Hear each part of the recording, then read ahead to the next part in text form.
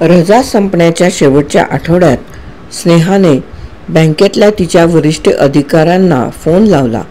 त्यांचं नाव शिंदे होतं.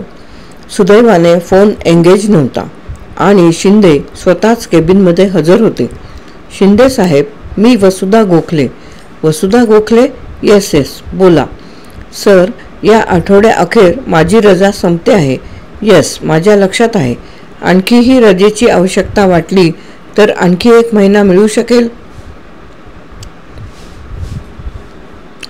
मिळू शकेल. थँक्यू सर, पण मला आता रजेची आवश्यकता वाटत नाही. वा वा, छान. मग काय, सोमवारपासून येता? येऊ शकेन. पण सर, माझी एक विनंती आहे. सांगा. सर, आपल्या ब्रँचमधल्या स्टाफपैकी एकाचीही मला आठवण नाही. मी त्यांच्यापैकी कोणालाही ओळखत नाही, अजिबात ओळखत नाही. ओ, म्हणजे त्या विकारात काही सुधारणा झाली नाही म्हणायची. येस सर, तुमच्या लक्षात येईल की आपल्या ब्रँचमध्ये काम करणं मला अगदी अशक्य होणार आहे. जरा वेळ थांबून शिंदे म्हणाले, येस, तुमची अडचण मला समजू शकते. येस सर, गावात जर दुसऱ्या एखाद्या ब्रँचमध्ये मला ट्रान्सफर देता आली तर आपले फार फार फार उपकार होतील. शिंदे लागलीच म्हणाले, हो, ते होऊ शकेल. पण गोखले सर, मागच्या खेपेस तुम्ही मला भेटला होतात तेव्हा बँकेच्या एकूण व्यवहाराची तुम्हाला काहीही आठवण नव्हती. ते खरं आहे सर. गोखले, तुम्ही इथेच जॉईन झालात तर मी तुम्हाला काही प्रमाणात मदत करू शकेन. पण इतरत्र कुठे तुमच्या कामात जर काही गोंधळ झाला तर माझी पोझिशन जरा ऑकवर्ड होईल, नाही का? तुमचं म्हणणं खरं आहे सर. मी एक सुचवू का? येस, मी जर तुम्हाला भेटू शकले तर तुम्ही माझी चाचणी घेऊ शकाल. येस येस, माझी जर खात्री झाली तर मी अगदी बिनधास्तपणे बदलीची शिफारस करू शकेन. पण तुम्ही कुठे भेटणार? इथे तुम्हाला जरा कठीणच जाणार, हो की नाही? हो सर. डू वन थिंग, शनिवारी 12च्या सुमारास हेड ऑफिसमध्ये येता का? मला तिथे जायचंच आहे. बरोबर 12ला या. जमेल? मी येते तिथे. थँक्यू. फोन खाली ठेवता ठेवता स्नेहाने ठरवलं होतं की प्रत्यक्ष कामाला जायला लागल्याशिवाय ही गोष्ट सारंग वगळता कोणालाही सांगायची नाही. गुरुवारी साधारण 11 वाजल्यापासून दुपारी 3-3:30 पर्यंत ती सारंगबरोबर असायची. त्यांच्यातला हा एक प्रकारचा अलिखित संकेतच झाला होता. इतरांच्याही लक्षात आला होता. पण सुरेखाची थट्टा वगळता इतर कोणाची काही प्रतिक्रिया असेल तर ती छुपीच राहिली. बेस्ट न्यूज, सारंगला सांगताच तो म्हणाला, पण ती एक टेस्टच आहे. जरा धाकधुकच वाटते. अगं, नव्याने नाही का कामाला सुरुवात करत लोक? सुरुवातीस थोडं मागे पुढे झालं तर लोक सांभाळून घेतातच. पण मी 10-11 वर्षांचा अनुभव असलेली, माझ्याकडून त्यांच्या अपेक्षा खासच वेगळ्या असणार. स्नेहा, जास्तीत जास्त काय होऊ शकेल? त्यांच्या मते तू कामाला अनफिट ठरशील, एवढंच ना? तुझे फंड आहेत, बचत आहे, डिपॉझिट आहेत, तेव्हा पैशांची तर काही काळजी नाही. शिवाय मदतीला मी आहे ना. तशी वेळ आलीच तर पाहू. आतापासून त्याची काळजी कशाला? आणि खरं सांगू का, माझी तर खात्री आहे सर्व काही अगदी व्यवस्थित होणार आहे. काहीही डिफिकल्टी येणार नाही.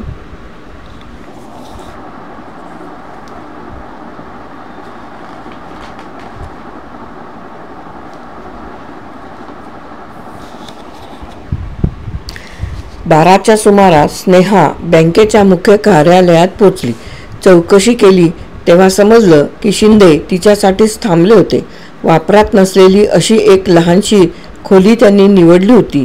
6x10च्या त्या खोलीत एक टेबल आणि 4 खुर्च्या यांनाच जागा होती.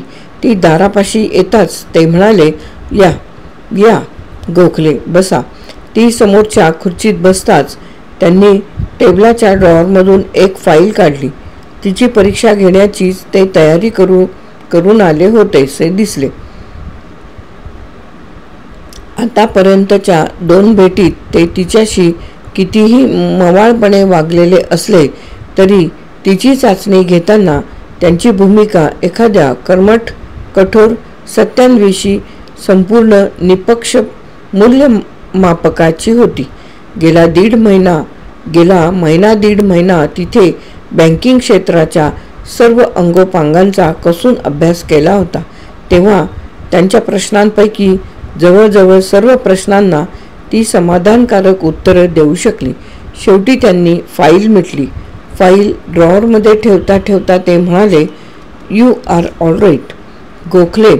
अर्थात मी तुम्हाला आताच विचारते तसे प्रश्न एकाच वेळी तुमच्यासमोर कधीच उभे राहणार नाहीत आणि जरी आले तरी विचार करून सल्लामसलत करून प्रेसिडेंट पाहून सोडवता येतील. रोजचं काम खरं तर रुटीन असतं. आता तुमच्या बदली संबंधात शहराबाहेर जायची तयारी असली तर आता 2-3 जागा आहेत. वर्षभरात तिथे ऑफिसरसुद्धा व्हाल. सर, मी एकटी. बाहेर जरा कठीणच नाही का? येस. मग 8-15 दिवस थांबा. लिव्ह एक्सटेन्शन करून देतो आणि मग तुम्हाला कळवतो. ओके? सर, तुमचे आभार कसे मानायचे कळतच नाही. गोखले, तुम्ही व्यवस्थित झालात यातच मला आनंद आहे. मग काय, लवकरात तुमच्याकडे पत्र येईल. Sir, thank you. एक यशस्वी मुलाखत. संध्याकाळी सुरेखाकडे सारंगचा फोन आलाच आणि फोन येणार याची कल्पना असल्याने स्नेहा तिथे थांबलीच होती. कशी झाली मीटिंग? त्याने विचारलं. ठीक झाली म्हणजे छान झाली म्हणजे उत्तम झाली, ती हसत म्हणाली. आता नो प्रॉब्लेम्स. मग गुरुवारी भेटूया. ओके? हो म्हणत तिने फोन खाली ठेवला. अगं बाई, सुरेखा म्हणाली. झालं बोलणं एवढ्यात? हो, स्नेहा म्हणाली. पुढच्या भेटीचं ठरलं असेल? हो, तिला सांगावंच लागलं. असं. सुरेखा. स्नेहा, अगं साधी जोकसुद्धा तुला घेता येत नाही का गं? अगं छान झालं, नोकरीचं पक्क झालं म्हणतेस, बदलीही करून मिळते म्हणतेस, मग सगळे प्रश्न मिटले की नाही? तुला माझे प्रश्न काय समजणार आहेत? स्नेहाने मनाशी विचार केला, पण त्याच गोष्टींचा पुन्हा पुन्हा पाढा वाचण्यात काय अर्थ होता? हो, आता नोकरीचा प्रश्न मिटला खरा. आणि सुरेखा, खरं सांगू का, तुम्ही सगळे माझ्या मदतीसाठी उभे राहिलात म्हणूनच माझे प्रश्न जरा तरी मार्गी लागतायत. नाहीतर मी एकटीने काय केलं असतं ग? गुरुवारी सकाळीच सारंग हजर झाला. बाईकच्या मागच्या कॅरियरवर एक मोठा हॅम्पर बांधला होता. स्नेहा तर नुकतीच उठत होती. अगं बाई सारंग, आत्ता इतक्या लवकर? आता तुझं सगळं आटप, आपण निघूया. पण कसलं? खाण्यापिण्याचं सगळं घेतलं आहे बरोबर? बरं, आता बसा. मी सुरेखाकडून आपल्या दोघांचा चहा करून आणते, पेपरही आणते. तोपर्यंत माझं मी आवरते. तरी बाहेर पडायला त्यांना अर्धा तास तरी लागलाच. दरवेळी स्नेहा त्याला विचारत होती, जायचंय तरी कुठे? तो एकच म्हणायचा, पाहशील ना आता. ती मागच्या सीटवर बसल्यावर तो म्हणाला, पिकनिकला जाऊया. ओके? हो, ती हसत म्हणाली.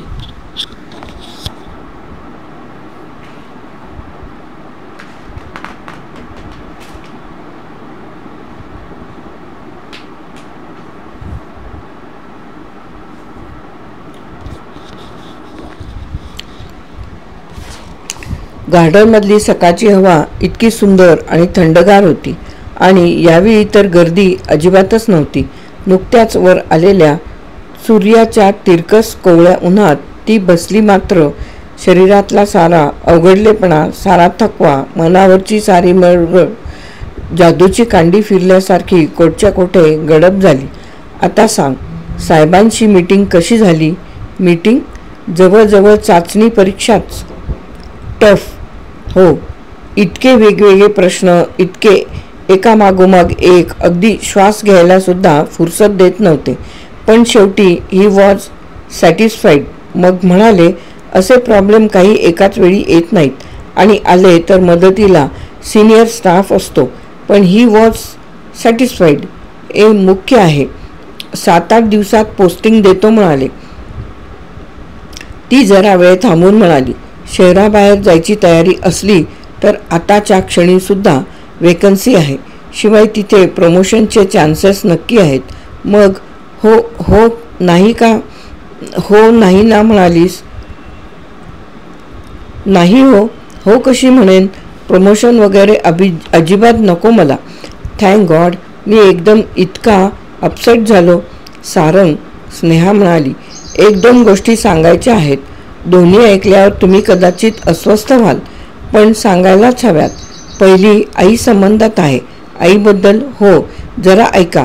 आपली दोघांची जवळीक त्यांच्या नजरेतून सुटलेली नाही. आणि सारंग, त्या जरा अस्वस्थ झाल्या आहेत. अस्वस्थ का व्हावी? आईच्या जन्माला गेल्याशिवाय हे कळायचं नाही. सारंग, त्यांना तुमची काळजी वाटते. आता स्पष्ट सांगते, मी तुमच्यासाठी योग्य आहे का नाही याबद्दल त्यांच्या मनात संभ्रम आहे. का असावा? तुझ्यात काय कमी आहे? कमी नाही, उलट काहीतरी जास्तीच आहे. हीच ती दुसरी गोष्ट सांगायची होती. मागच्या भेटीत डॉक्टरांनी माझ्याशी या बाबतीत चर्चा केली होती.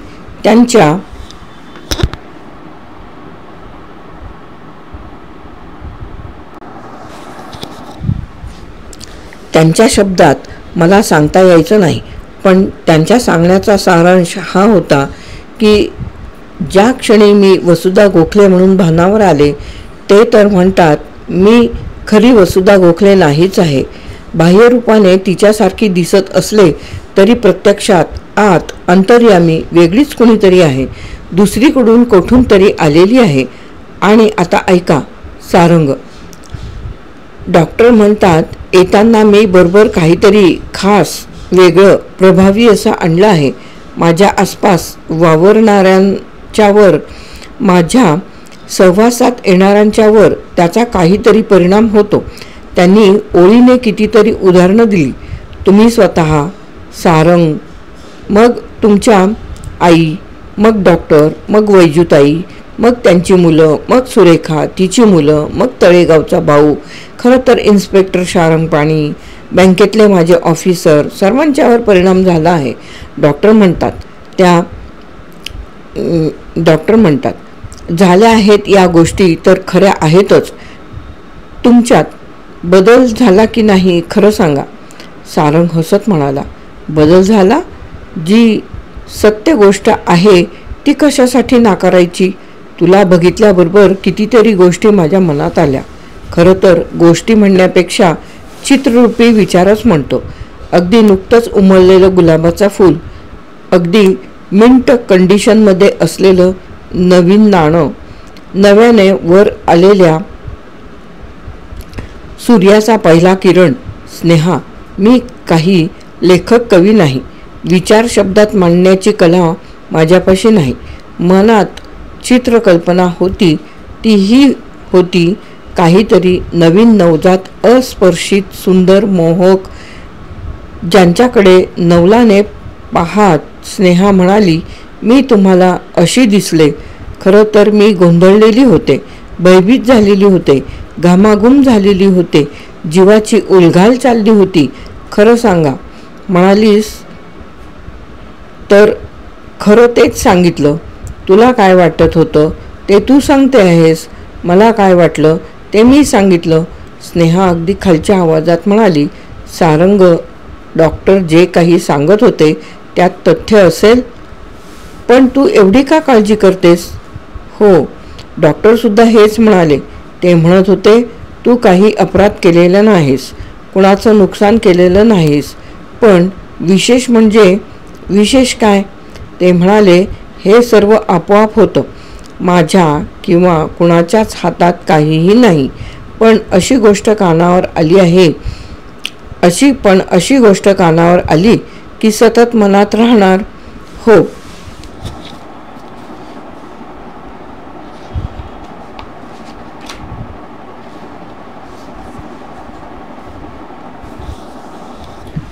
हो की नाही? आता हलकं वाटतं. तुम्हाला हे सांगायचंच होतं. स्नेहाने हॅम्पर उघडला. कोणातरी जाणकाराने हॅम्पर पॅक केला होता. थर्मासमध्ये चहा, सँडविचेस, सॉस, चटणी, एका प्लास्टिकच्या डब्यात स्वीट, दुसऱ्या डब्यात पुऱ्या, कोशिंबीर, चटणी, कोरडी भाजी, तळलेल्या मिरच्या, लिंबाच्या फोडी, एका प्लास्टिकच्या डब्यात दही भात, प्लास्टिकच्या प्लेट, पेपर नॅपकिन, चमचे, काटे, एक सुपारीची पुडीसुद्धा. छान आहे नाही? सारंग म्हणाला. एकाने हा व्यवसाय नव्यानेच सुरू केला आहे. 2, 4, 6 जितकी माणसं असतील त्यांच्यासाठी हॅम्पर तयार करून देतो. फक्त आदल्या दिवशी ऑर्डर द्यावी लागते. काही म्हणजे काही पाहावं लागत नाही. तुम्हाला हवं असलं तर ड्रिंकसुद्धा ठेवील. खरंच छान आहे, स्नेहा म्हणाली. खाणं पिणं झाल्यावर दोघं झाडाच्या सावलीत आरामात पहुडले होते. अशी विलक्षण समाधानी शांतता स्नेहाने कितीतरी दिवसात अनुभवली नव्हती. सारंग आणि ती यांच्या दोघांच्यात आता कोणताही आडपडदा नव्हता. निशब्द सहवासही पुरेसा होता. स्नेहा बंगल्यावर परत आली तेव्हा 5 वाजून गेले होते.